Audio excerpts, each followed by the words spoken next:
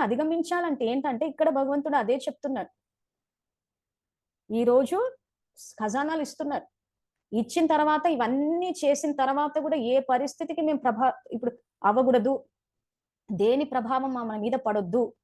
వాయుమండలం గాని, పరిస్థితులు గాని ఏది పడొద్దు అనంటే, ఈరోజు మీరు నన్ను తలుచుకుంటే, ఆ యొక్క శక్తి వల్ల మీరు సురక్షితంగా ఉంటారు.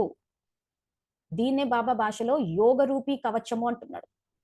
ఆ కవచం వేసుకున్నప్పుడు ఏమైందంటే ఇంకోసారి ఏమైందంటే ఎవరో లేట్‌గా వస్తున్నారు, వాళ్ళొస్తే మనము వెళ్దాం ఏమవుతదిలే అని ఇలాంటి నిర్లక్ష్య భావన వచ్చేయడం.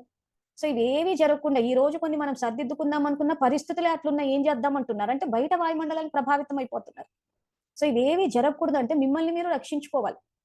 సంకల్పాలు తమో నుంచి వచ్చేస్తున్నాయి. కోపం వచ్చేస్తోంది. అన్ని బయట నుంచి టెన్షన్ ఆఫీస్ లేకపోతే టెన్షన్ అంటున్నారు. స్ట్రెస్ అంటున్నారు. ఇవన్నిటిని ఆఫీసు ఎన్విరాన్మెంట్ ఎట్లా ఉందండి? ఆఫీస్ అట్మాస్ఫియర్ ఎట్లుంటే ఏం చేస్తాం అంటున్నారు.